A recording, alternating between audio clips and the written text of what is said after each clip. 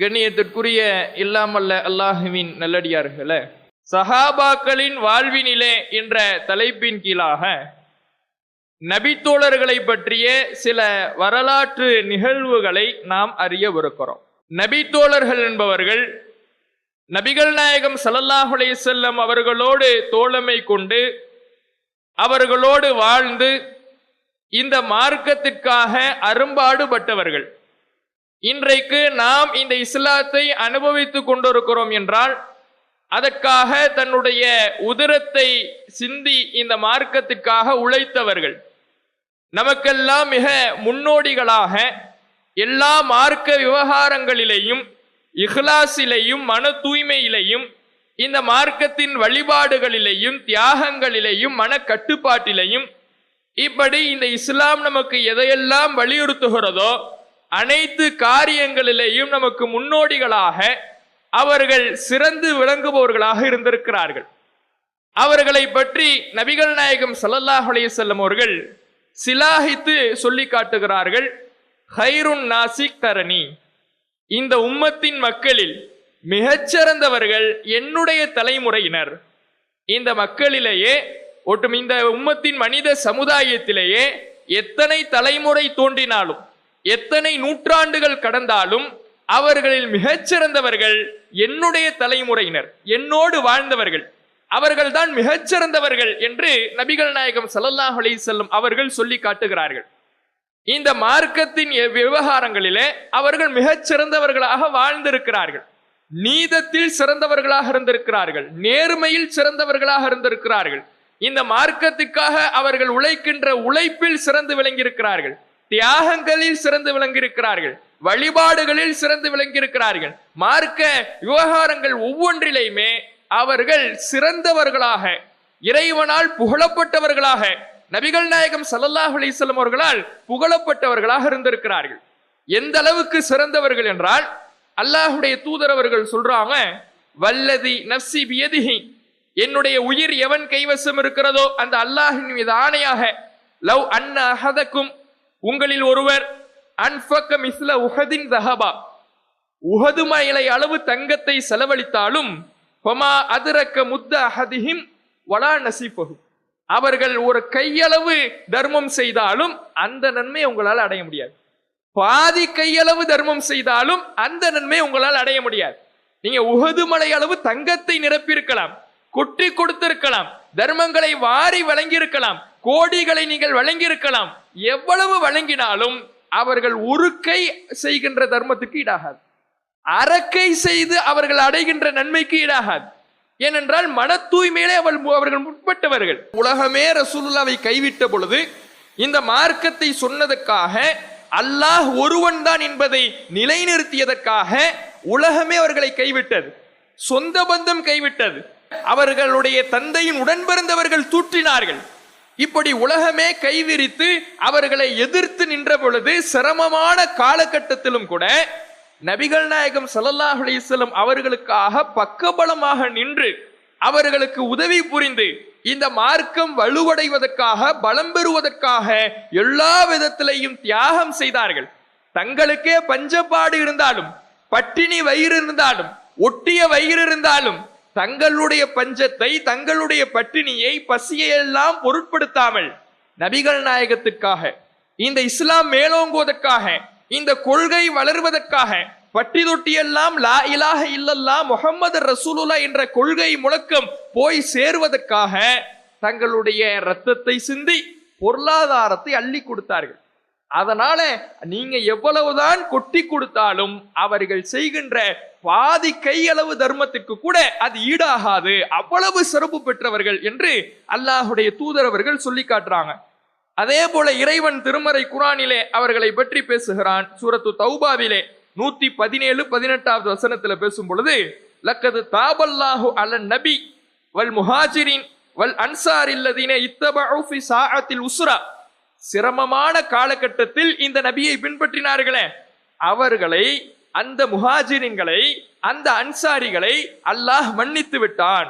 சிரமமான காலகட்டத்தில், எல்லாரும் கைவிட்ட காலகட்டத்தில், நெருக்கடியான காலகட்டத்தில் தன்னுடைய குரலை உயர்த்த முடியாத காலகட்டத்தில், அச்சுறுத்தலோடு வாழ்கிற காலகட்டத்தில் அல்லாஹ் ஒருவன் என்று சொன்னால், முகமது நபி அல்லாஹுடைய தூதர் என்று சொன்னால் அடிக்கப்படுகிற, உதைக்கப்படுகிற, உயிர் பறிக்கப்படுகிற காலகட்டத்தில் இந்த நபியை பின்பற்றினாங்களே, இந்த நபிக்கு பக்கபலமாக நின்றார்களே, அத்தகைய முஹாஜிரின்களையும் அன்சாரிகளையும் அல்லாஹ் மன்னித்து விட்டான்.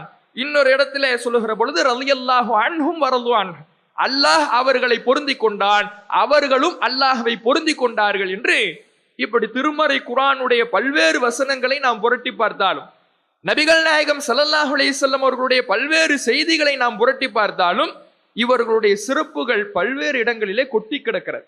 முந்தைய வேதங்களில் இவர்கள் புகழப்பட்டிருக்கிறார்கள், திருமறை குர்ஆனிலே புகழப்பட்டிருக்கிறார்கள், நபிகள் நாயகத்தின் வார்த்தைகளில் புகழப்பட்டிருக்கிறார்கள். இப்படி பல்வேறு இடங்கள்ல புகழப்பட்ட இந்த நபித்தோழர்களுடன் இவர்கள் ஏன் இவ்வளவு பெரிய சிறப்பை அடைய வேண்டும்?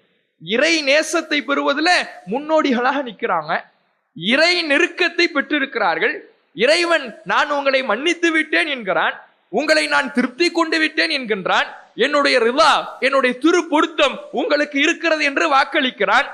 இப்படியெல்லாம் இறைவன் புகழுகிறான் என்றால் அதற்கு என்ன காரணம்?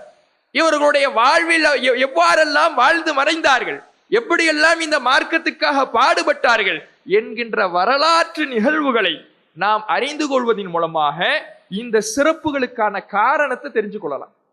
இவ்வளவு அல்லாஹ் சிலாகித்து சொல்றான்னா, ரசூல்லா இவ்வளவு எத்தனை நூற்றாண்டு வந்தாலும் சரி, உலகத்துல எத்தனை ரசூல்லாவுடைய மறைவுக்கு பின்னால எத்தனை நூற்றாண்டுகள் மறுமை வரை வந்தாலும் சரி, இந்த ஏன் கூட வாழ்ந்தாங்கல்ல இந்த நூற்றாண்டுக்காரர்களை போல, இந்த தலைமுறையை போல யாரும் இருக்க முடியாது. அவ்வளவு சிறந்தவர்கள்னு சொல்றாங்கன்னா அப்ப அவர்களுடைய வாழ்வில் என்னெல்லாம் செய்திருக்க வேண்டும், அவர்களுடைய வாழ்வில் எப்படியெல்லாம் நடந்திருக்க வேண்டும், இறைவனை நேசிப்பதில், இந்த ஈமானிய பலத்தில், மனக்கட்டுப்பாட்டில் எப்படியெல்லாம் அவர்கள் தங்களுடைய மார்க்கத்தை கடைபிடித்திருக்க வேண்டும், அதை பற்றி நாம் அறிந்து கொள்ள வேண்டும்.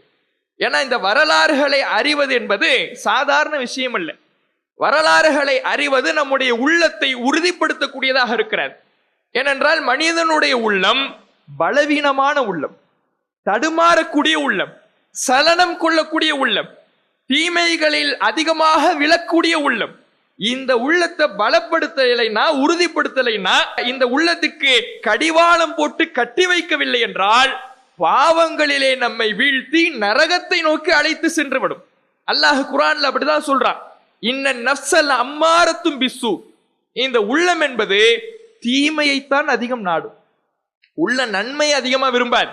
சிந்திச்சு பாருங்க, நம்முடைய வாழ்க்கையில நம்முடைய உள்ளம் அதிகமாக நன்மை செய்வதற்கு தூண்டுகிறதா அல்லது தீமைகளை அதிகமாக புரிவதற்கு தூண்டுகிறதா? நாம நினைப்போம், ஃபேஸ்புக்ல உட்காருவோம், போனை எடுத்து ஃபேஸ்புக்கை திறப்பார், ஃபேஸ்புக்கை திறந்துட்டு எப்படிதான் நேரம் போச்சுன்னே தெரியல, இப்பதான் ஓபன் பண்ண, இப்பதான் திறந்தேன், நேரத்தை அப்படியே தின்னுடுது, எப்படி நேரம் போகுதுன்னே எனக்கு தெரியல, இப்பதான் ஓபன் பண்ண மாதிரி இருந்துச்சு, 2 மணி நேரம் 3 மணி நேரம் இந்த ஃபேஸ்புக்ல எவ்வளவு நேரம் உட்கார்ந்தாலும் நேரம் போறதே தெரியல என்று சொல்லுகிற அளவுக்கு அந்த ஃபேஸ்புக்ல மூழ்கிடுவார். அவரை கூப்பிட்டு ஒரு அரை மணி நேரம் பயான்ல உட்காரவீங்க, இங்க நெளிவாரு அங்க நெளிவாரு, நேரத்தை பார்ப்பாரு, கொஞ்ச நேரம் கடக்க முடியாது. ஏன்? இதில் இருக்கின்ற ஈடுபாட்டை விட அந்த ஃபேஸ்புக்கில் தன்னுடைய நேரத்தை வீணாக கழிப்பதில் தான் அவருடைய ஈடுபாடு இருக்குது. அங்க எங்க நெளிவார், அரை மணி நேரம் போக மாட்டேங்குதே, எப்பதான் முடிப்பாங்கன்னு தெரியலையே, ரொம்ப நேரம் ஆன மாதிரி இருக்கு, இப்பதான் மணியை பாக்குறேன் 9ல இருந்து 9:30 தான் ஆயிருக்குது, ரொம்ப நேரம் ஒன்ன மாதிரி இருக்குதே, 2 மணி நேரம் 3 மணி நேரம் போன மாதிரி இருக்குதே அப்படிம்பார். அப்ப 3 மணி நேரம் ஃபேஸ்புக்ல உட்கார்றது ஒரு 10 நிமிஷம் கடந்து போற மாதிரி இருக்குது, அரை மணி நேரம் பயான்ல உட்கார்றது 3 மணி நேரம் ஆன மாதிரி இருக்குது. ஏன்? ஈடுபாடு, உள்ளத்தினுடைய ஈடுபாடு, உள்ளத்தின் தூண்டுதல் இந்த வீணான காரியங்களில் கழிப்பதற்குத்தான் அதிகம் தூண்டுகிறது. நன்மையிலே, திருமறை குர்ஆனை செவியுறுவதிலே, ஹதீஸ்களை செவியுறுவதிலே, அல்லாஹ்வை பற்றி அறிந்து கொள்வதிலே, அல்லாஹ்வுடைய தூதரை பற்றி அறிந்து கொள்வதிலே உள்ளம் அதிகமா தூண்டாது.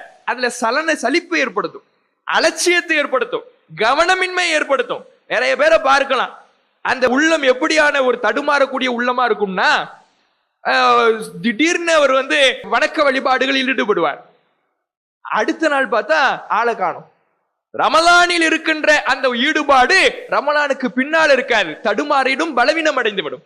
யாராவது ஒரு மௌத்து செய்தியை கேள்விப்படும், யாராவது மௌத்து ஆயிட்டாரு, நமக்கு நெருக்கமானவர் நண்பர், நேத்து நைட்டு என்னோட பேசிக்கிட்டு இருந்தாரு, இன்னைக்கு காலை பார்த்தா அவருடைய மௌத்து செய்தி ரொம்ப அதிர்ச்சியா இருக்குது, உலகம்லாம் என்னடான்னு தோணுது அப்படின்னு சொல்லி குர்ஆன் எடுத்து வச்சு புரட்டுவார்.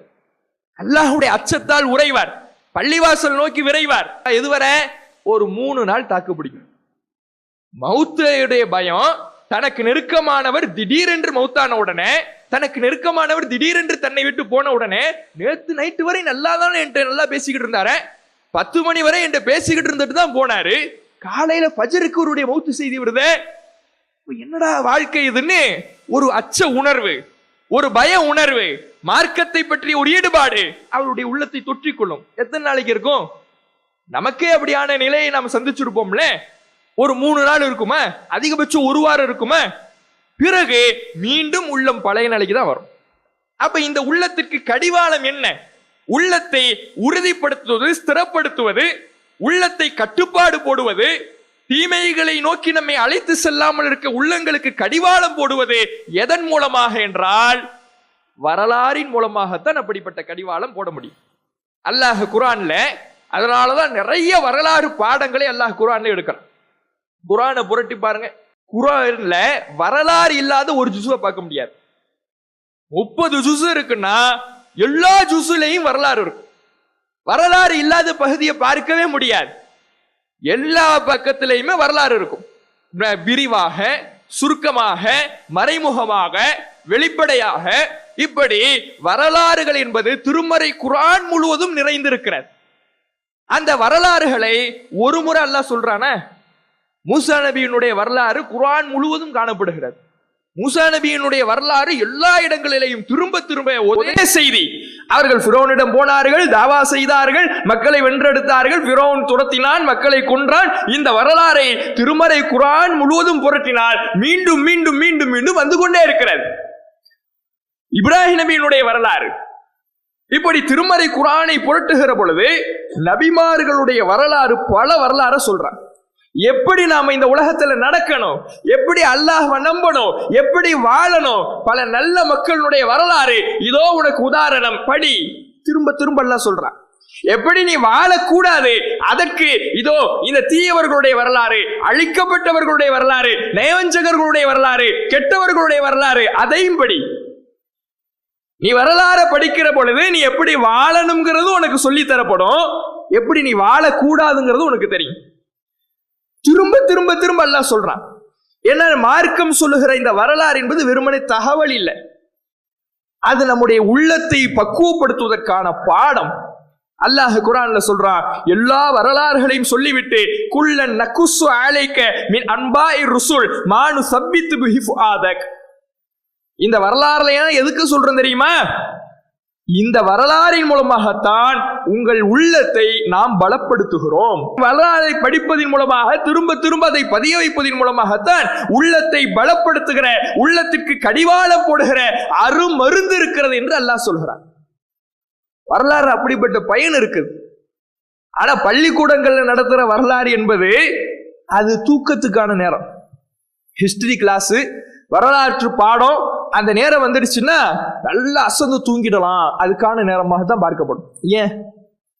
ஏன்னா பள்ளிக்கூடங்களில் சொல்லிக் கொடுக்கப்படுகிற வரலாறு என்பது வெறுமனே தகவல்கள். இத்தனையாவது ஆண்டு சுதந்திரம் கிடைத்தது, அவுரங்கசீப் இந்த ஆண்டு வந்தார், அவருடைய பிறப்பு இந்த ஆண்டு, இப்படி வெறுமனே தகவல்களாக, மனப்பாட பாடங்களாக அங்கு பதிய வைக்கப்படுகிறது. இஸ்லாம் சொல்லுகிற வரலாறுகள் தகவல்கள் அல்ல. மூசா நபி எப்போ பிறந்தாரு, எப்போ வஃபாத்தானாருங்கிற வருஷத்தை மனப்பாடம் பண்ண சொல்லல, என்ன செஞ்சாரு, எப்படி நடந்து கொண்டார், எப்படி இறைவனை நம்பினார், அது மாதிரி நீ நட, உனக்கு முன்மாதிரி.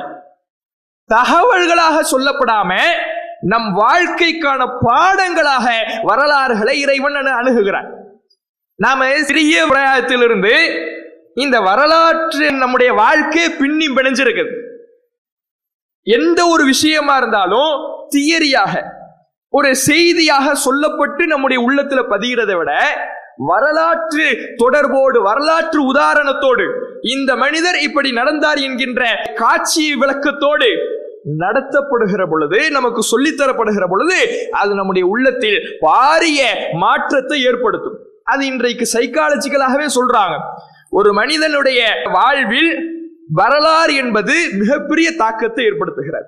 திரும்ப திரும்ப ஒரு மனிதன் வரலாறோடு தொடர்பு கொள்கிற பொழுது அவனுடைய பண்பியல் மாறுகிறது, உலகை பற்றி அவனுடைய கண்ணோட்டம் மாறுகிறது, அவனுடைய செயல்பாடுகள் மாறுகிறது. புரட்சியாளர்களுடைய வரலாறை திரும்ப திரும்ப படிப்பவன், திரும்ப திரும்ப அதை உள்வாங்குபவன், அவன் வரலாறு படைப்பவனாக மாறுகிறான் என்று இன்றைக்கு சொல்லுகிறார்கள். அப்படியான பவர் இந்த வரலாறுக்கு உண்டு. ஆனா நாம சில வரலாறை கேட்போம். பள்ளிக்கூடத்துல படிக்கும் பொழுது சார் சொல்லுவார், ஒருத்தன் படிக்காம இருந்துட்டான்னா, என்னடா நீங்க படிக்கவே மாட்டேங்கிறீங்க, படிப்புல அக்கறவே காட்ட மாட்டேங்கிறீங்க, நாங்கெல்லாம் அந்த காலத்துல எப்படி படிச்சோம் தெரியுமா, போஸ்ட் மர லைட்டு வெளிச்சத்துல உட்கார்ந்து படிச்சோம் ஆசிரியர் சொல்லுவார். ஆனா அது அவனுக்கு மாற்றத்தை ஏற்படுத்துமா? இவர் போஸ்ட் மர வெளிச்சத்துல உட்கார்ந்து படிச்சாராம். எத்தனை ஆசிரியர் தான் இதே டயலாக விடுவாங்கன்னு தெரியாது அப்படின்ட்டு போயிடுவான். ஏன்னா எல்லா ஆசிரியர்களும் இதை டயலாகா சொல்றதுனால இதையே எத்தனை சார் தான் சொல்லுவீங்க. போன கிளாஸ் போன பீரியடுக்கு வந்தவர் இதே தான் சொல்றாரு, இவர் இதே தான் சொல்றாரு. அப்ப அந்த காலத்துல எல்லாம் கரண்ட் எங்க போனுச்சு, இவங்களுக்கு வீடெல்லாம் எங்க தான் இருந்துச்சு, எல்லாரும் போஸ்ட் மரத்துக்கு வந்துட்டாங்கன்னா யாருதான் வீட்டுல இருந்தான்னு போயிடுறான். தாக்கத்தை ஏற்படுத்தல. ஏன் தாக்கத்தை ஏற்படுத்தலைன்னா, சொல்லக்கூடிய நபரை பார்க்கிறான். இவன் யாரை அதிக மதிப்புக்குரிய இடத்தில் வைக்கிறானோ, யாரை மிக உயர்ந்த இடத்தில் வைக்கிறானோ, அவர்களுடைய வரலாறு தான் இந்த மாணவர்களுடைய உள்ளத்தில், கேட்கக்கூடியவர்களுடைய உள்ளத்தில் ஒரு மிகப்பெரிய புரட்சி ஏற்படுத்துகிறார். இவனுக்கு ஒரு ஆள் மேல மதிப்பு இல்லைன்னா அவர் என்ன சொன்னாலும் ஏறாது. ஒரு ஆளை பிடிக்கலைன்னா என்ன சொன்னாலும் மாற்றத்து வராது. அதனால்தான் நாம் சஹாபாக்களுடைய வரலாறுகளை எடுத்துக்கிறோம். சஹாபாக்கள் என்பவர்கள் இந்த உம்மத்தில் மிகச்சிறந்தவர்கள். இந்த ஒட்டுமொத்த உம்மத்தும் அவர்களை ஏற்றுக்கொண்டு அவர்களை நேசிக்கிறது. எந்த அளவுக்கு நபிகள் நாயகம் சொல்லுகிறார்கள், ஆயத்துல் ஈமான் ஹுப்புல் அன்சார், ஈமானிய அடையாளம் அன்சாரி தோழர்களை நேசிப்பது. இதை விட சிறப்பு வேணுமா? நம்முடைய ஈமானுக்கு அடையாளம், இறை நம்பிக்கை நம்முடைய உள்ளத்தில் இருக்குதுங்கிறதுக்கு அடையாளம் அவர்களை நேசிப்பதுன்னு ரசூலுல்லாஹ் சொல்றாங்க. அந்த உயர்வு இந்த நபித்தோழர்களுக்கு இருக்கிறது. அனைவராலும், அனைத்து இந்த உம்மத்து மக்களாலும் போற்றப்படுபவர்களாக, புகழப்படுபவர்களாக, உயரத்தில் வைத்து பார்க்கப்படக்கூடியவர்களாக, மதிப்பிற்குரியவர்களாக, நேசத்திற்குரியவர்களாக நபித்தோழர்கள் இருப்பதினால் அவர்களுடைய வாழ்க்கை வரலாற்றை நாம் படிக்கிற பொழுது, அவர்களின் வாழ்க்கையில் நடந்த நிகழ்வுகளை நாம் அறிந்து கொள்கிற பொழுது, அந்த நிகழ்வுகள் நம் வாழ்க்கையில் ஒரு மாற்றத்தை உண்டாக்கும், பாடத்தை கற்றுத்தரும், இந்த மார்க்கத்தின் மீதான அக்கறையை உண்டாக்கும், மறுமை தொடர்பான பயணத்தில் நம்முடைய ஆர்வத்தை, ஆசையை தூண்டும். மார்க்கம் சொல்லுகின்ற அறிவுரைகளை எப்படி நம் வாழ்வில் எடுத்து நடக்க வேண்டும் என்கின்ற உறுதிப்பாட்டை, மன கட்டுப்பாட்டை அதிகரிக்கும். இது எல்லாமே இந்த வரலாறுகளை படிக்கிறது மூலமா ஏற்படும். அல்லாஹ் குர்ஆன்ல வரலாறுகளை பற்றி சொல்லுகிற பொழுது ஃபக்ஸுஸில் கஸஸ், நபியே வரலாறுகளை கூறுவீராக, லஅல்லஹும் யதஃபக்கரூன், அந்த வரலாறுகளை கேட்பவர்கள் சிந்தித்து விளங்கிக் கொள்ளக்கூடும். வரலாறு சொல்லுங்க, வரலாற்று நிகழ்வுகளை நபியே எடுத்துரைப்பீராக, அவர்கள் சிந்தித்து தெளிவு பெற்றுக் கொள்வார்கள்.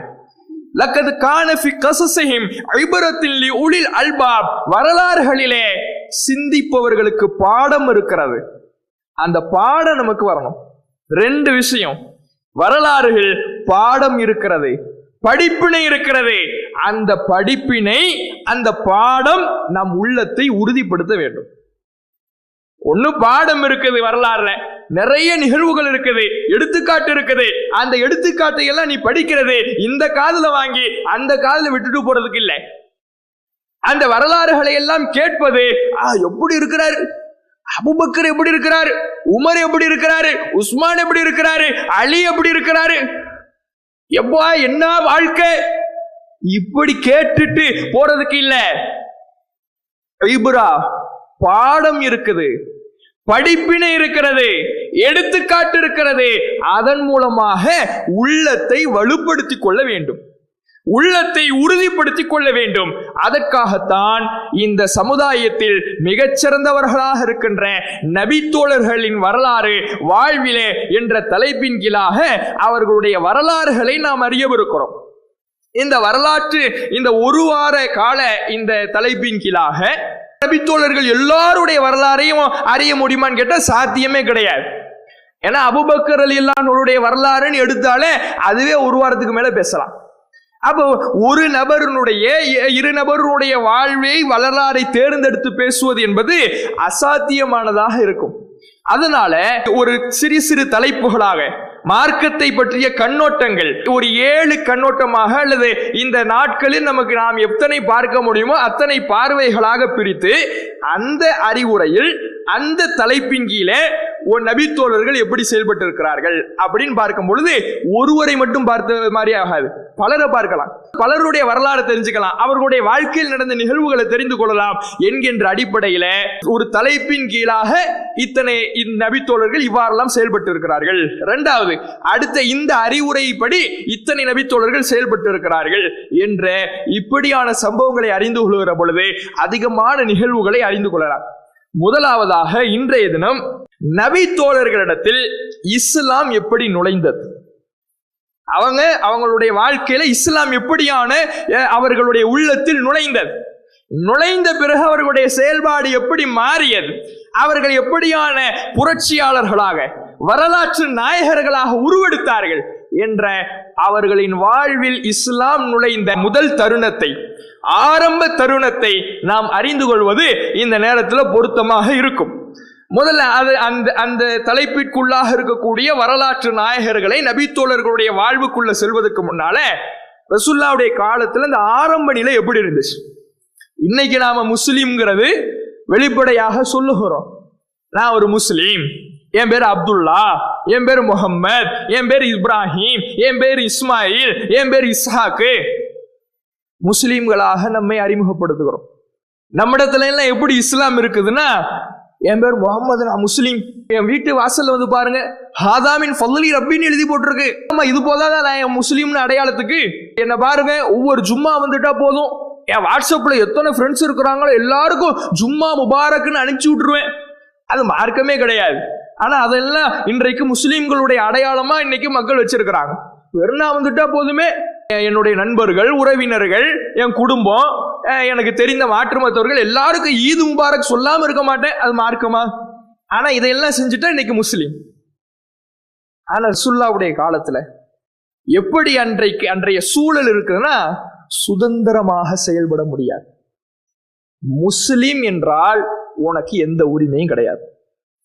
முஸ்லிம் என்றால் லா இலாஹ இல்லல்லாஹ் என்றால் முஹம்மது ரசூலுல்லாஹ் என்றால் உனக்கு முதலில் அடி விழும், உதை விழும், உனக்கு சித்திரவதைகள் கொடுக்கப்படும், உயிர் பறிக்கப்படும், வேதனைகள் கொடுக்கப்படும், உன்னுடைய உரிமைகள் ஒவ்வொன்றாக கலற்றப்படும், மன ரீதியாக உடல் ரீதியாக எல்லா விதமான துன்பங்களும் அங்க கொடுக்கப்படும்.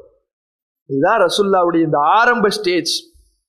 அன்றைக்கு இருந்த அந்த காலத்தினுடைய சூழல், அப்படியான ஒரு சூழல்லையும் அந்த இஸ்லாத்தை எவ்வளவு தங்களுடைய உள்ளத்துல வந்த உடனே கடைபிடிச்சாங்க, எவ்வளவு முக்கியத்துவம் கொடுத்தாங்க. அதற்கு மிகச்சிறந்த ஒரு எடுத்துக்காட்டு இயாஸ் பின் முஆத் அப்படிங்கிற ஒரு நபித்தோழர். இயாஸ் பின் முஆத், இவரை பற்றி முஸ்னத் அஹமதுல 23,668வது செய்தியாக பதிவு செய்யப்பட்டிருக்கிறது. இவர் மதீனாவுல இருந்து வரார். ரசூலுல்லாஹ் மக்காவுல இருக்கும் பொழுது, ரசூலுல்லாஹ் மக்காவுல இருக்கிறாங்க. ஆரம்ப கால பிரச்சாரம் ரொம்ப தயங்கி பயந்து ரகசியமாக வெளிப்படுத்தினால் உயிர் பறிக்கப்படும் என்கின்ற அச்சுறுத்தல், அவ்வளவு ஒரு நெருக்கடியான காலகட்டத்துல ரசூலுல்லாஹ் அந்த மக்காவுல வாழ்ந்துகிட்டு வராங்க. முஸ்லிம்னா கொலை வேணும். அப்ப இவர் மதீனாவுல இருந்து வராரு. இவர் மட்டும் வரல, ஒரு குழுவாக வராங்க. அந்த குழுவுக்கு அபுல் ஜலீஸ் அப்படிங்கிறவரு தலைமை தாங்கி ஒரு கூட்டத்தை, இளைஞர்களை கூட்டிட்டு வர்றாரு. எதுக்கு கூட்டு வர்றாருன்னா, இஸ்லாத்தை பத்தி அறியறதுக்காக கூட்டு வரல. அவர் கூட்டு வர நோக்கம் அவங்களுடைய அந்த ஹஸ்ரஜ் கூட்டத்தார் சம்பந்தமாக குறைஷிகளோடு ஒப்பந்தம் போடுறதுக்காக வராங்க. ஹஸ்ரஜ்னு மதீனாவுல இருக்கக்கூடிய கூட்டம். அந்த கூட்டம் தொடர்பாக குறைஷிகள்கிட்ட, மக்காவில் இருக்கிற குறைஷிகள்கிட்ட ஒரு ஒப்பந்தம் போடணும் அப்படின்ட்டு வராங்க. இவங்களுக்கு இஸ்லாத்தை பத்தியோ ரசூல்லா பத்தியோ எதுவுமே தெரியாது. வராங்க ஒரு குழு, அதுல அதிகமாக இளைஞர்கள் இருக்கிறாங்க. இந்த செய்தி ரசூல்லாவுக்கு கிடைக்குது. நபிகள் நாயகம் ஸல்லல்லாஹு அலைஹி வஸல்லம் அவர்களுக்கு கிடைத்த உடனே ரசூல்லா இவங்களை தேடி போறாங்க. ஒரு குழு வந்திருக்குது, ஒரு கூட்டம் வந்திருக்குன்னு தெரிஞ்ச உடனே அவங்களுக்கு இஸ்லாத்தை எடுத்து சொல்லணுமே, அவங்களுக்கு மார்க்கத்தை எடுத்துரைக்கணுமே. அவர்களை தேடி நபிகள் நாயகம் ஸல்லல்லாஹு அலைஹி வஸல்லம் அவர்கள் வந்து அவங்கள்ட்ட சொல்றாங்க, ஹல்லக்கும் இலா கைரின் மிம்மா ஜிஅத்தும் லஹு, இந்த மக்காவுக்கு நீங்க எதுக்காக வந்திருக்கிறீங்களோ அதை விட சிறந்ததை உங்களுக்கு நான் சொல்லவா? மக்காவுக்கு ஒரு உலகத்தேவைக்காக வந்திருக்கிறீங்க, ஒரு ஒப்பந்தத்துக்காக வந்திருக்கிறீங்க, அதை விட சிறந்ததை நல்லதை உங்களுக்கு நான் சொல்லட்டுமா அப்படிங்கிறாங்க. அந்த குழுவும் சரி சொல்லுங்க, ஏதோ சொல்ல வந்திருக்கிறீங்க சொல்லுங்க அப்படிங்கிறாங்க.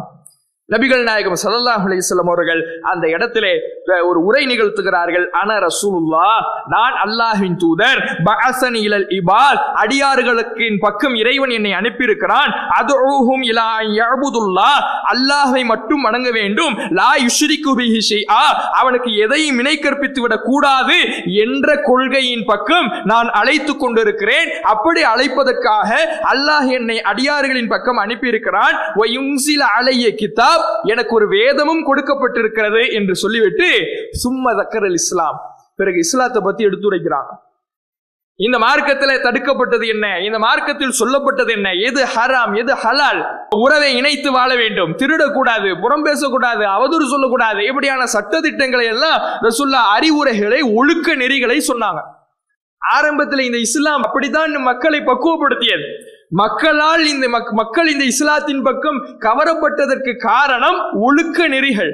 ரசூலுல்லாஹ் இஸ்லாத்தை எப்படி சொல்லி அழைச்சாங்கன்னா அறிவுரைகளின் மூலமாகத்தான் அழைத்தார்கள், அவர்களுடைய அணுகுமுறையின் மூலமாகத்தான் அழைத்தார்கள். நபிகள் நாயகம் சொல்லுகின்ற அந்த ஒழுக்க நெறிகளால் கவரப்பட்டவர்களாகத்தான் வந்தார்கள். அப்படி ரசூலுல்லாஹ் இஸ்லாத்தை பத்தி எடுத்துரைத்து சும்ம தலா அலைஹிமுல் குர்ஆன், அவங்களுக்கு குர்ஆனையும் ஓதி காட்டுறாங்க. இதுல நம்ம கவனிக்க வேண்டிய ஒரு அம்சம் இருக்குது. இந்த ஒரு கூட்டம் மதீனாவுக்கு வருது. மதீனாவுக்கு வந்த கூட்டத்தை ரசூலுல்லாஹ் போய் பார்த்து, இவங்க புதுசா வராங்க, இவங்க உள்ளூர்காரங்களும் கிடையாது, வெளியூர்ல இருந்து வரவங்களுக்கு நாம மார்க்கத்தை சொல்லாம இருந்துட்டா அவங்களுக்கு சொல்லணுமே அப்படின்னு அவங்களுக்கு சொல்றதுக்காக ரசூலுல்லாஹ் அவங்களை தேடி போய், எந்த நேரத்துல இவங்க வெளிப்படையா பிரச்சாரம் செய்தால் கொல்லப்படுவார்கள், அடிக்கப்படுவார்கள் என்ற காலகட்டத்துல வெளியூர்ல இருந்து வந்த ஒரு கூட்டத்தை பார்த்து மார்க்கத்தை எடுத்து சொல்றதுக்காக போறாங்க. சிந்திச்சு பாருங்க, நம்மள்ட்ட இப்படி இஸ்லாம் இருக்குதா? நாம இன்னைக்கு ஏகத்துவத்தை அறிந்து விட்டோம், நபி வழியை அறிந்து விட்டோம். அப்படி அறிந்த நாம் மக்களுக்கு மார்க்கத்தை எடுத்து சொல்வதிலே முயற்சி செய்யறோமா? நாம தேடி போக வேணாம். நாம தொழுதுகிட்டு இருக்கிறோம், தொழுதுகிட்டு இருக்கும் பொழுது பக்கத்துல தொழக்கூடியவர் விரல் அசைக்காம தொழுகிறார். விரல் அசைத்து தொழுவது நபி வழின்னு நாம விளங்கி வச்சிருக்கிறோம்ல, நம்முடைய புரிதல் இருக்குதுல்ல, நாம் உறுதியாக நம்புகிறோம்ல, ஹதீஸின் படி நாம் செயல்படுகிறோம்ல, சுன்னாவை நிலைநாட்டுகிறோம்ல, அது நம்முடைய உள்ளத்தில் உறுதியாக நம்முடைய உள்ளத்தில் ஆழ பதிந்திருக்கும் என்றால், நாம் ஒன்றை நன்மையாக சத்தியமாக எடுத்துக்கொண்டு செயல்படுகிறோம் என்றால், அந்த நபி வழிக்கு பக்கத்துல நபி வழி இல்லாம ஒருத்தர் தொழறார, விரல் அசைக்காம தொழுகிறாரே, நபி வழியை அறியாமல் தொழுகிறாரே, தன்னுடைய தொழுகையில் நபி வழியை நிலைநாட்டாமல் தொழுகிறாரே, அவருக்கு சொல்றோமா? பக்கத்துலதான் தொழுவார், விரல் அசைக்காம தொழுதிருப்பார், தொழுகையிலே நபி வழிக்கு முரணான காரியங்களை செய்திருப்பார், அவருக்கு எடுத்து சொல்றோமா? அவரை பக்குவமாக கூப்பிட்டு அழைத்து, இருந்த இடத்திலேயே தாம்தும்னு கத்துறது கிடையாது, அவரை பக்குவமாக அழைத்து அவரிடத்தில் சலாம் சொல்லி அறிமுகமாகி அவரிடத்தில் எது நபி வழி எது தவறான வழி, தொழுகையை எப்படி தொழ வேண்டும், ரசூலுல்லாஹ் காட்டிய முறையில் தொழ வேண்டும், இதையெல்லாம் எடுத்து சொல்லுகிறோமா? இல்லையே, தயக்கம் கொள்ளுகிறோமே. ஆனா ரசூலுல்லாஹ் பாருங்க, ஒரு கூட்டம் வெளியூர்ல இருந்து எங்கேயோ வருது, வந்த தகவலை கேள்விப்பட்டவங்க இவங்க அவங்களை தேடிட்டு போறாங்க, தேடிட்டு போய் மார்க்கத்தை எடுத்துரைக்கிறார்கள். எடுத்துரைத்த உடனே இப்படியான உரையை ரசூலுல்லாஹ் நிகழ்த்தி இஸ்லாத்தை பற்றி எடுத்துரைத்தவுடன் அந்த கூட்டத்தில் ஒரு இளைஞராக யார் இருக்கிறார்? இந்த இயாஸ் பின் முஆத் ரலியல்லாஹு அன்ஹு அவர்கள் இருக்கிறார். இவருக்கு சரின்னு படுது, ஆமா அற்புதமா சொல்றாரு, நல்ல கொள்கையை தானே சொல்றாரு, நல்ல ஒழுக்க வாழ்வியலை தானே சொல்றாரு, கரெக்டா தானே சொல்றாரு. தெரிஞ்ச உடனே தன்னுடைய தோழர்களிடத்தில் சொல்லுகிறார், ஹாதா வல்லாஹி கைரு மிம்மா ஜிஅத்தும் பிலஹு, நீங்க எதுக்காக இந்த மக்காவுக்கு வந்திருக்கிறீங்களோ அதை விட சிறந்த ஒரு கருத்து சொல்றாரு, சிறந்த ஒரு கொள்கையை சொல்றாரு, அற்புதமான தகவல்களை சொல்லுகிறாரே அப்படின்னு தான் சொல்றாரு. அவர் தான் இஸ்லாத்தை ஏத்துக்கிட்டேன், இந்த இஸ்லாத்தை நடைமுறைப்படுத்த போகிறேன் இப்படிலாம் கூட சொல்லல. ரசூலுல்லாஹ்வுடைய பிரச்சாரத்தை கேட்டவர், ரசூலுல்லாஹ்வுடைய உபதேசங்களை கேட்டவர், ரசூலுல்லாஹ்வுடைய கொள்கை விளக்கங்களை கேட்டவர், அற்புதமா சொல்றாரு, நல்ல கருத்தை தானே சொல்றாரு அப்படின்னு இவரை யாரெல்லாம் அழைச்சிட்டு வந்தாங்களோ அவங்களுக்கு சொல்றார். இவரு அந்த கூட்டத்திலே சின்னால் கான குலாமன் ஹதசன், ரொம்ப சின்ன வயது, இளம் வயது. அந்த இளம் வயதின் துடிப்பிலே தன்னோடு வந்தவர்கள் பெரியவர்களாக இருந்தாலும் அவர்களுக்கு அந்த செய்தியை தான் சத்தியம் கண்டுவிட்டேன் என்ற தகவலை சொல்றார். சொன்ன உடனே நம்ம தெரியுமாயிடுச்சு, அப்படியா சொல்ற, அப்படியா உனக்கு சரின்படுதா, அப்படின்னா நீ மட்டும் இரு, எங்களுக்கு ஒன்றும் சரின்படலை அப்படி சொல்லல. அந்த கூட்டத்தின் தலைவராக இவர்களை எல்லாம் யார் அழைத்து வந்தாரோ அந்த அபுல் ஜலீஸ் கீழே குனிஞ்சு ஒரு கைப்பிடி நிறைய கல் எடுக்கிறார். கல் எடுத்து வேகமா விட்டு எறிஞ்சு இவருடைய முகத்துல அடிக்கிறார், முகத்துல கடுமையாக தாக்குகிறார். கல்ல ஒரு புடி கல் எடுத்து மூஞ்சில வீசினா எப்படி இருக்கும், தூக்கி வீசுறார். அப்படியே ஆளு கதி கலங்கி போயிடுறார். ஒண்ணுமே சொல்லல, நல்ல அற்புதமான கொள்கையை தானே சொல்றாரு, நல்ல கருத்து தானே சொல்றாரு. இதுதான் அவர் சொன்ன வார்த்தை. இந்த வார்த்தை சொன்னதற்காக அடிக்கப்படுகிறார்கள் என்றால், கல்லெறி தாக்குதல் நடத்தப்படுகிறது என்றால், முகம் உடைக்கப்படுகிறது என்றால் எவ்வளவு நிலைமை இருந்திருக்கும் அந்த காலத்துல. அப்பயும் அவர் சொன்னாரு, அற்புதமான கருத்தை சொல்லுகிறார் என்று சொன்னாரு.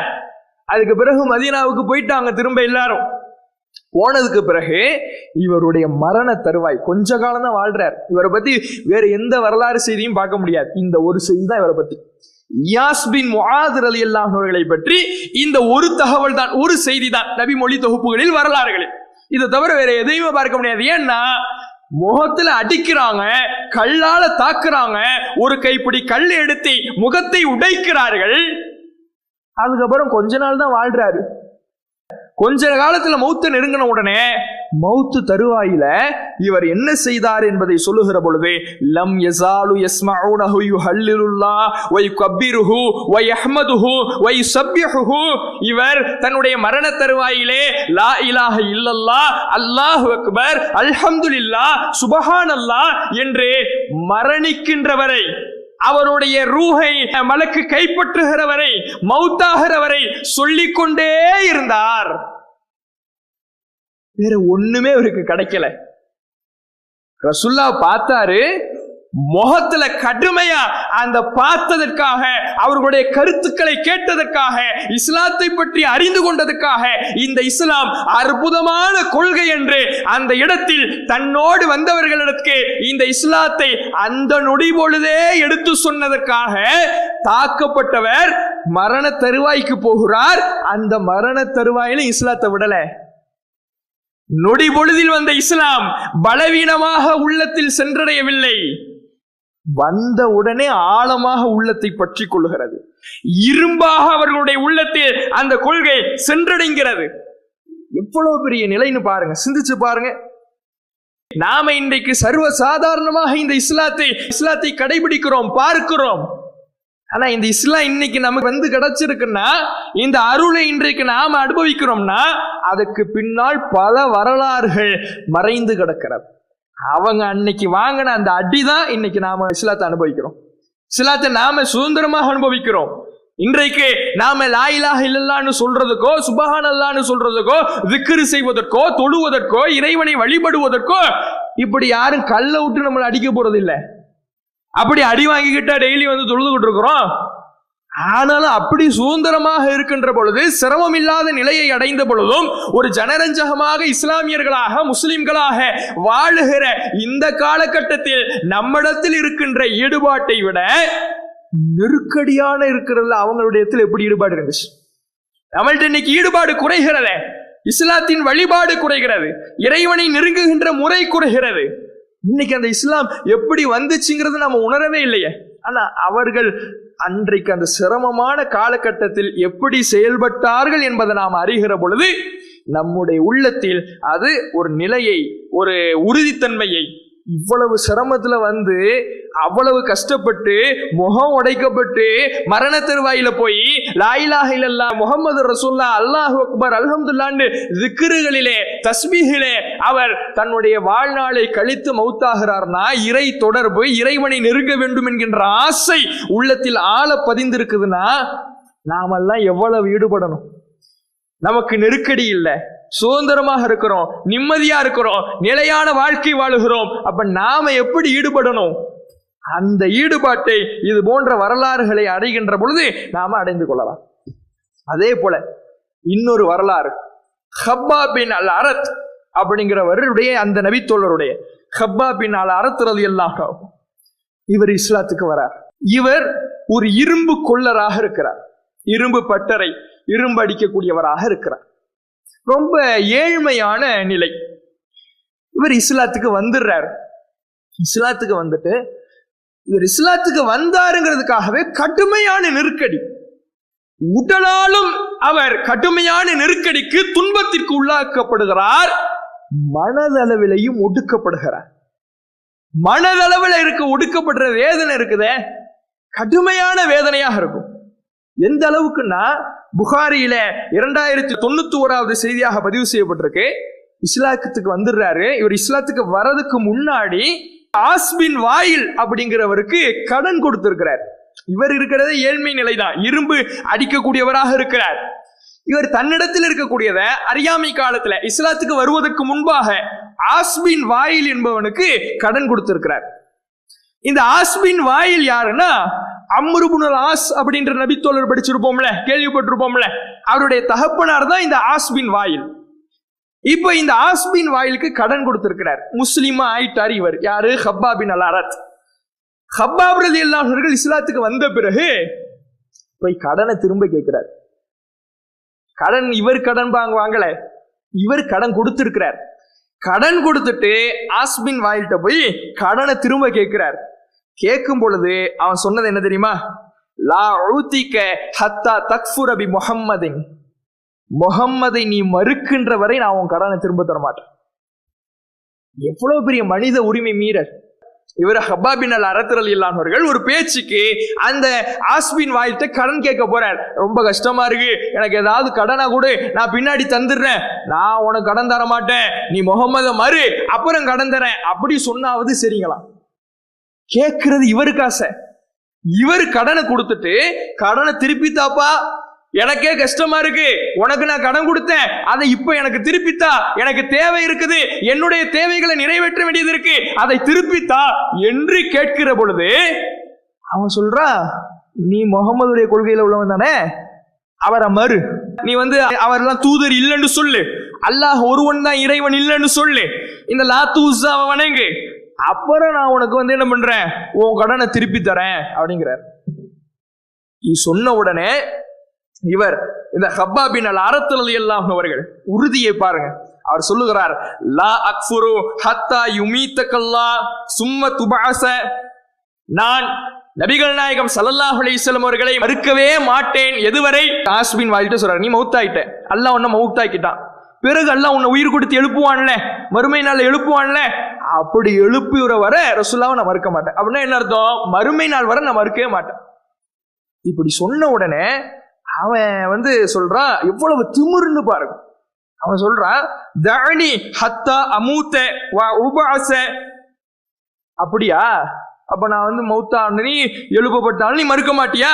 நான் மௌத்தாயிடுறேன், நீ சொல்ற மாதிரி நான் எழுப்பப்படுவேன்ல, அப்போ என்கிட்ட நீ பொருளாதாரத்துகள் அப்ப நான் தரேன், நான் மௌத்தாயிடுறேன், நீ உன் பேச்சுப்படி மரணத்துக்கு பிறகு உள்ள வாழ்க்கையை மறுக்கக்கூடியவர்கள், எழுப்பப்படுதல், கபரு வாழ்க்கை, மறுமை, இதையெல்லாம் மறுக்கக்கூடியவர்கள். அவன் என்ன சொல்றான், அப்படியா நான் எழுப்பப்படுவனோ, திரும்ப எனக்கு அல்லாஹ் ஒரு உயிரை கொடுத்து என்னை விசாரிப்பானோ, அப்படி உன் பேச்சுப்படி இருந்தாலே சரி நான் மௌத்தாயிடுறேன், நான் அல்லாஹ்வால எழுப்பப்படுவேன்னு சொல்றீல, அப்படி எழுப்பப்பட்ட உடனே என்கிட்ட வாங்கி இப்ப நீ போ. எவ்வளவு திமிராக இருக்கும், எவ்வளவு மனித உரிமை மீறல், இவ்வளவு மன உளைச்சல்.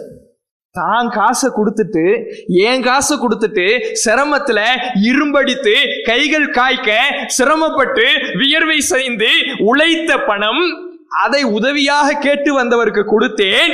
ஆனா இஸ்லாத்தை ஏற்றேன் என்பதற்காக, லா இலாஹ இல்லல்லாஹ் முஹம்மது ரசூலுல்லாஹ் சொன்னேன் என்பதற்காக என் காசை தர மறுக்கிறாங்களே. என் காசை தரதுக்கு நீ முகம்மதை மற, ரசூலுல்லாஹ் மற, முகமது தூதர் இல்லை என்று சொல், அல்லாஹ் ஒருவன் இல்லை என்று சொல் என்று நிர்பந்திக்கிறார்களே. அப்பதான் அல்லாஹ் ஒரு வசனத்தை அருளுகிறான். அஃபரைத்தல்லதி கஃபர பி ஆயாத்தினா, நம்முடைய சான்றுகளை மறுத்து, வகால ல ஊத்த என்ன மால வலதா, நான் எழுப்பப்படுகிற பொழுது செல்வமும் பிள்ளையும் வழங்கப்படுவேன் என்று சொல்லுகிறானே, அவனை நீங்கள் பார்க்கவில்லையா? அத்தல அல் கைப அமித்தகத இந்த ரஹ்மானி அஹ்தா, அவன் மறைவானவற்றை அறிகிறானா? அல்லது அவன் அல்லாஹ்விடத்தில் ஏதாவது உடன்படிக்கை எடுத்துக்கொண்டானா? இப்படி திமிராக பேசுகிறான். சனக்துபு மா யக்கூல், அவ்வாறு இல்லை. அவன் என்னென்ன சொல்றானோ எல்லாத்தையும் நாம பதிவு செஞ்சுக்கிட்டு இருக்கிறோம்.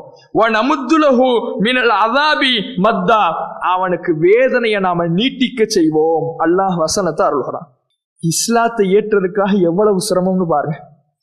லா இலாஹ இல்லல்லாஹ் முஹம்மது ரசூலுல்லாஹ். இன்றைக்கு அதனுடைய பெருமதி, அது நமக்கு எப்படி கிடைத்திருக்கிறது, அது நம்மை எப்படி வந்தடைந்திருக்கிறது, அது தெரியாமல் வாழ்ந்து வருகிறோம். அது தெரிந்தால் அதற்கு நாம் எவ்வளவு முக்கியத்துவம் கொடுக்க வேண்டும், இஸ்லாத்தை எப்படி வாழ்வியலாக்க வேண்டும், எப்படி கடைபிடிக்க வேண்டும், இறை வழிபாட்டிலே எப்படி உறுதியோடு நிலைத்திருக்க வேண்டும், இந்த உலக பற்றி விட்டுவிட்டு மறுமையை நோக்கி எப்படி நாம் செயல்பட வேண்டும் என்பதெல்லாம் நம்முடைய உள்ளத்தில் ஆழமா பதிந்திருக்கும். ஆனா அவர்கள் பட்ட அந்த கஷ்டங்களை பற்றி நாம புரிவதே இல்லை. எவ்வளவு பெரிய கஷ்டம்னு பாருங்க. ஒரு பக்கம் அடிக்கப்படுகிறார்கள், இன்னொரு பக்கம் உரிமை பறிக்கப்படுது. கொடுத்த காசை வாங்க முடியலன்னா அதை விட ஒரு பெரிய கொடுமை வேணுமா? ஆஸ்பின் வாயில் இவ்வளவு கொடுமை. இவருடைய மகனார் அம்ர் இப்னு ஆஸ், அவர் பின்னால இஸ்லாத்துக்கு வந்துடுறாரு.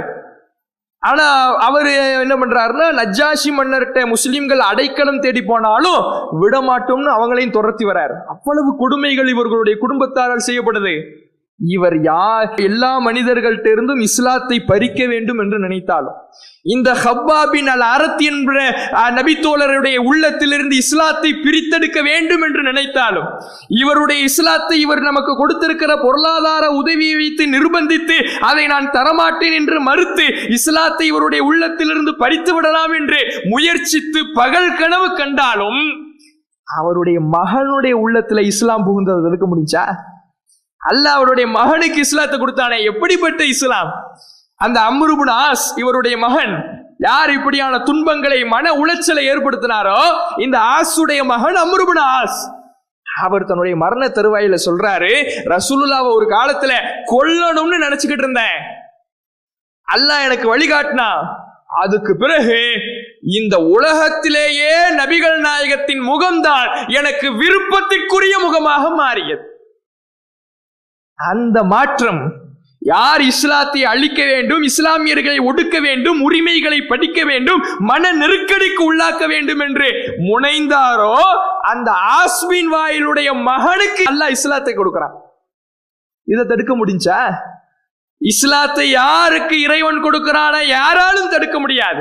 ஒருவருடைய உள்ளத்தில் இஸ்லாம் புகுந்து விட்டால், இஸ்லாம் நுழைந்து விட்டால், அது ஆழமாக பதிந்து விட்டால், மறுமையினுடைய இலக்கு மட்டும் மையமாக அந்த உள்ளத்தில் பின்பற்றப்பட்டு விட்டால், எவ்வளவு நெருக்கடி கொடுத்தாலும் சரி, உன் பொருளாதாரத்தை திருப்பி தரமாட்டேன்னு மனித உரிமை மீறல்ல ஈடுபடு, மன ரீதியான நெருக்கடியா இருந்தாலும் சரி, உடல் தாக்குதலா இருந்தாலும் சரி, இஸ்லாத்தை பிரிக்க முடியாது என்பதற்கு இவர்கள் எல்லாம் மிகப்பெரிய சான்றுகளாக இருக்கிறார்கள்.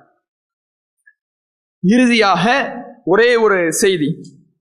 நபிகள் நாயகம் ஸல்லல்லாஹு அலைஹி வஸல்லம் அவர்களுடைய காலத்துல அபூதர் என்ற ஒரு நபி தோழர், இவருடைய வரலாறு இருக்குதே, மிகப்பெரிய வரலாறு. எப்படி இவர் இஸ்லாத்தை இந்த அளவுக்கு இஸ்லாத்தை ஏற்றுக்கொள்ள வேண்டும் என்ற ஆர்வம், எந்த தடை வந்தாலும் அதை உடைக்க வேண்டும் என்ற உறுதிப்பாடு எப்படி இருந்தது என்பதை அவருடைய வரலாறை படிக்கின்ற பொழுது நமக்கு தெரிகிறது.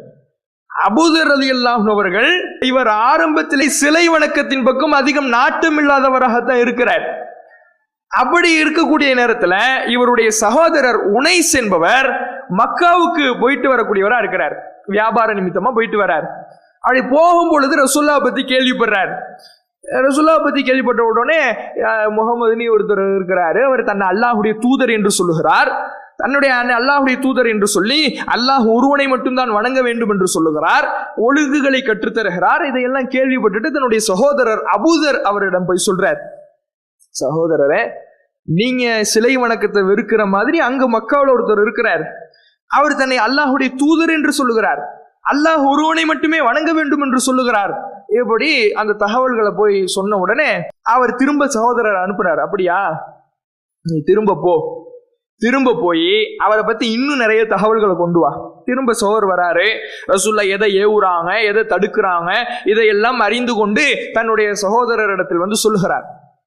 சொன்ன உடனே இவருக்கு போதுமானதா இல்லை, நீ கொண்டு வந்த தகவல் எனக்கு பத்தாது, எனக்கு போதுமானதா இல்லை அப்படின்னு அவர் என்ன பண்றாருன்னா, நானே போறேன், நீ கொண்டு வந்த தகவல் எனக்கு பத்தலை, எனக்கு போதுமானதா இல்லை, நானே களத்துல இறங்குறேன், நானே போறேன் அப்படின்னு சொல்லிட்டு மக்காவுக்கு தன்னந்தனி ஆளாக புறப்பட்டு வருகிறார்.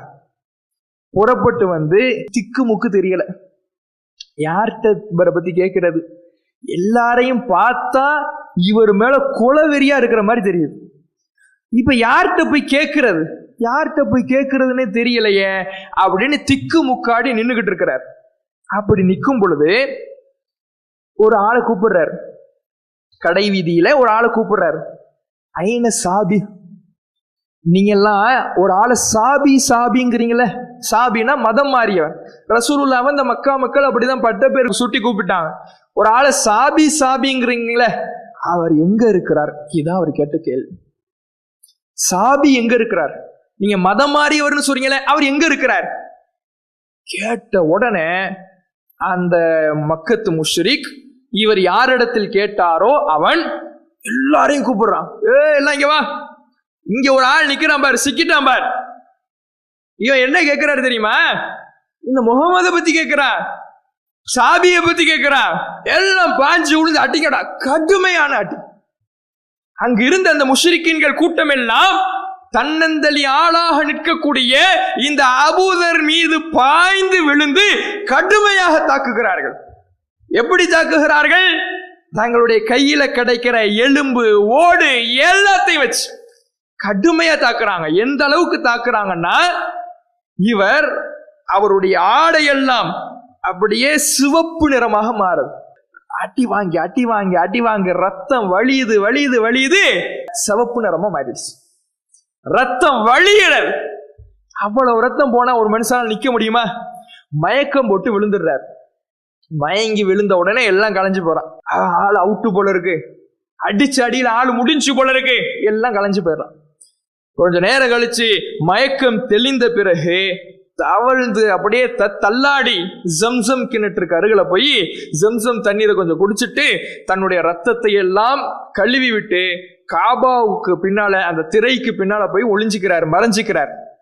இதற்கு பின்னால் அவர் நபிகள் நாயகத்தை எப்படி சந்தித்தார், அதற்கு பின்னால் அவர் என்னெல்லாம் அவர் சந்தித்தார், இந்த இஸ்லாத்துக்காக எப்படி எல்லாம் பாடுபட்டார், இவர் இஸ்லாத்தை ஏற்பதற்கு முன்னால் வாங்கிய அடிகளின் மூலமாக இவர் கற்றுக்கொண்ட பாடம் என்ன, இது போன்ற மேலதிக தகவல்களை இன்ஷா அல்லாஹ் நாளைய தினம் பார்ப்போம். அஸ்ஸலாமு அலைக்கும் வரஹ்மத்துல்லாஹி வபரகாத்துஹு.